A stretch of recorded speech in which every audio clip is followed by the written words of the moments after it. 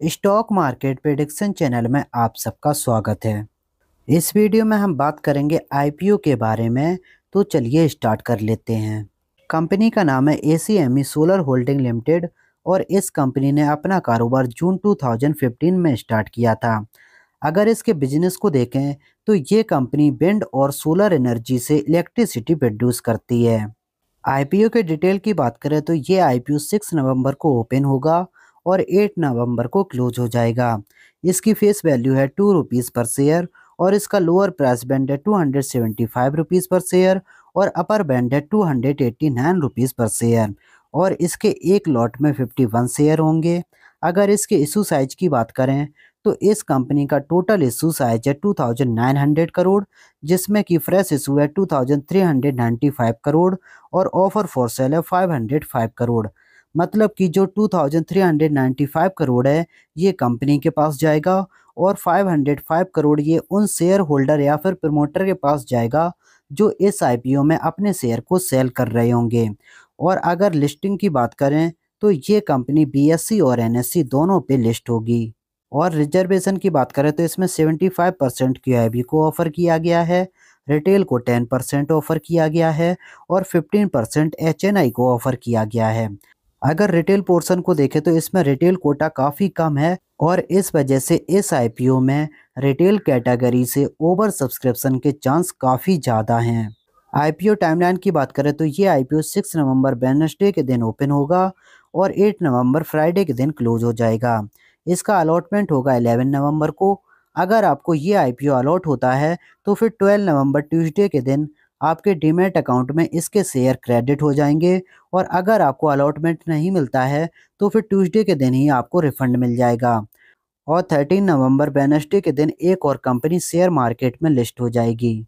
अगर solar capacity installation की बात करें तो फाइनेंशियल ईयर 22 में ये 54 गीगावाट थी, जो कि अभी फाइनेंशियल ईयर 24 में 82 गीगावाट हो गई और अगस्त फाइनेंशियल ईयर 25 तक ये 89 गीगावाट हो गई है।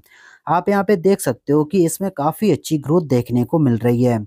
और अगर विंड पावर इंस्टॉलेशन कैपेसिटी की बात करें तो फाइनेंशियल ईयर 22 में ये 40.4 गीगावाट थी, जो कि अभी फाइनेंशियल ईयर 24 में 45.9 गीगावाट हो गई और फाइनेंशियल ईयर 25 में अगस्त तक ये 47.2 गीगावाट हो गई है।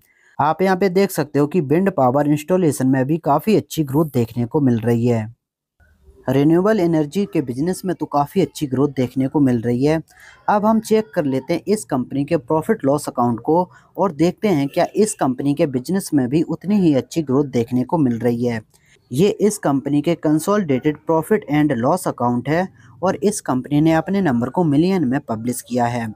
अगर इसके टोटल रेवेन्यू की बात करें तो फाइनेंशियल ईयर 22 में इस कंपनी का टोटल रेवेन्यू था 15,627 मिलियन, जो कि 23 में हो गया 13,613 मिलियन और 24 में हो गया 14,662 मिलियन। अगर इसके इनकम को कंपेयर करते हैं तो 23 से इसके इनकम में ग्रोथ नज़र आ रही है, बट 22 से इसके इनकम में गिरावट नज़र आ रही है।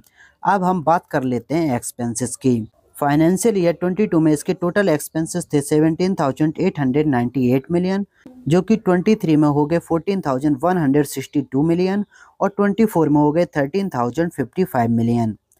अब हम चेक कर लेते हैं इसके प्रॉफिट को। अगर इसके प्रॉफिट की बात करें तो फाइनेंशियल ईयर 22 में इसका प्रॉफिट था 620 मिलियन और फाइनेंशियल ईयर 23 में ये एक लॉस मेकिंग कंपनी थी और इस कंपनी ने 31 मिलियन का लॉस पोस्ट किया था।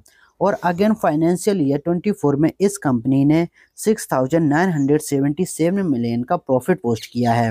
अगर हम देखें तो इस ईयर में इस कंपनी के प्रॉफिट में काफ़ी ज़्यादा जंप देखने को मिल रही है।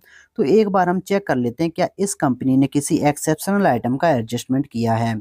तो यहाँ पे हमें देखने को मिलता है कि फाइनेंशियल ईयर 24 में इस कंपनी ने 7,486 मिलियन का एक्सेप्शनल आइटम ऐड किया है और इसी वजह से इस कंपनी के प्रॉफिट इतने ज़्यादा शूट अप कर गए हैं। और अगर हम प्रॉफिट बिफोर एक्सेप्शनल आइटम को देखें तो इस कंपनी ने फाइनेंशियल ईयर 24 में 1,607 मिलियन का प्रॉफिट पोस्ट किया है और इसके पहले आप यहाँ पे देख सकते हो कि इस कंपनी ने फाइनेंशियल ईयर 23 और फाइनेंशियल ईयर 22 इन दोनों में लॉस पोस्ट किया है। अब हम चेक कर लेते हैं जून क्वार्टर के नंबर को। अगर जून क्वार्टर की हम बात करें तो इस जून क्वार्टर में इसकी टोटल इनकम है 3400 मिलियन, जो कि लास्ट ईयर थी 4265 मिलियन। अगर हम देखें तो लास्ट ईयर से इसके इनकम में काफ़ी ज़्यादा गिरावट देखने को मिल रही है। और प्रॉफिट की बात करें तो इस जून क्वार्टर में इसका प्रॉफिट है 13 मिलियन, जो कि लास्ट ईयर था 823 मिलियन। अगर हम देखें तो लास्ट ईयर से इस कंपनी के नंबर में काफ़ी ज़्यादा गिरावट देखने को मिल रही है।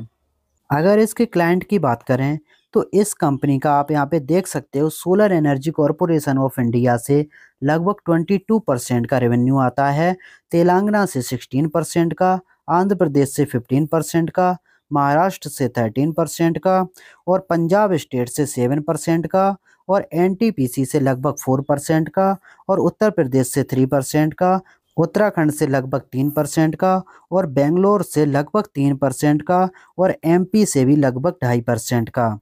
अगर हम देखें तो इस कंपनी का आंध्र प्रदेश, राजस्थान और तेलंगाना, इन 3 स्टेट से लगभग 63% का रेवेन्यू आता है। अगर इसके ऑब्जेक्टिव की बात करें तो पहला ऑब्जेक्टिव है कि ये कंपनी अपने डेट को रिपेमेंट करेगी, और सेकंड है जनरल कॉरपोरेट पर्पस। दोस्तों अभी हमने इस कंपनी के फाइनेंशियल को चेक किया था। अगर हम देखें तो इस कंपनी का बिजनेस काफ़ी अच्छा है और बिजनेस में काफ़ी अच्छी ग्रोथ है, बट हम देख सकते हैं कि इस कंपनी को उतने ज़्यादा ऑर्डर नहीं मिल रहे हैं, और इसी वजह से इसके सेल्स और प्रॉफिट काफ़ी ज़्यादा डाउन है। इसका मेन रीज़न ये है कि इसका कंपटीटर दोस्तों अदानी ग्रीन एनर्जी है, और आपको पता है कि अदानी काफ़ी ज़्यादा एग्रेसिव बिजनेसमैन है, और इस वजह से जिस फील्ड में भी वो काम करते हैं उसमें उनके कम्पिटिटर को काफ़ी ज़्यादा प्रॉब्लम होती है। तो वही प्रॉब्लम इस कंपनी को हो रही है, और इसी वजह से ये कंपनी उतना ज़्यादा मार्केट शेयर गेन नहीं कर पा रही है, और इसी वजह से इस कंपनी को उतने ज़्यादा ऑर्डर नहीं मिल रहे हैं, जिसका इम्पैक्ट हमें इसके सेल्स और प्रॉफिट पे देखने को मिल रहा है। अगर आप इस कंपनी को लॉन्ग टर्म के लिए कंसीडर कर रहे हो तो फिर पहले इस कंपनी को शेयर मार्केट में लिस्ट होने दीजिए, और उसके बाद फिर हम इसके क्वार्टरली रिजल्ट को चेक करेंगे। अगर इस कंपनी के क्वार्टरली रिजल्ट अच्छे आते हैं तो फिर हम इस कंपनी को लॉन्ग टर्म के लिए कंसीडर करेंगे। और अगर शॉर्ट टर्म की बात करें तो पहले हम इस कंपनी का ग्रे मार्केट प्रीमियम चेक कर लेते हैं, और उसके बाद देखेंगे कि ये कंपनी कितनी लिस्टिंग गेन दे सकती है, और तब हम डिसाइड करेंगे क्या हमें इस कंपनी में शॉर्ट टर्म के लिए जाना चाहिए या फिर हमें इस आईपीओ को अवॉइड करना चाहिए। अगर इसके ग्रे मार्केट प्रीमियम की बात करें तो अभी इसका ग्रे मार्केट प्रीमियम 10 रुपीज़ चल रहा है, मतलब कि ये आईपीओ लगभग 3% की लिस्टिंग गेन दे सकता है। और अभी कुछ दिन पहले देखें तो इस आईपीओ का ग्रे मार्केट प्रीमियम 30 रुपीज़ चल रहा था, और उस टाइम पे इसका लिस्टिंग गेन लगभग 10% के करीब चल रहा था। बट अभी मार्केट में काफ़ी ज़्यादा गिरावट हो रही है, तो इस वजह से इसके ग्रे मार्केट प्रीमियम में भी काफ़ी ज़्यादा गिरावट देखने को मिली है। और अभी दोस्तों अगर इसके ग्रे मार्केट प्रीमियम में यहाँ से और ज़्यादा गिरावट होती है तो हो सकता है ये स्टॉक डिस्काउंट पे लिस्ट हो। तो अगर आप इस कंपनी में शॉर्ट टर्म के लिए जाना चाहते हो तो फिर अभी आपको इस कंपनी को अवॉइड करना चाहिए, और अगर आप इसको लॉन्ग टर्म के लिए कंसीडर कर रहे हो तो फिर इसकी लिस्टिंग होने दीजिए, उसके बाद फिर हम लॉन्ग टर्म के लिए कंसीडर करेंगे। दोस्तों अगर वीडियो अच्छा लगा हो तो please like the video and subscribe the channel. इस वीडियो में इतना ही, मिलते हैं अपने नेक्स्ट वीडियो में।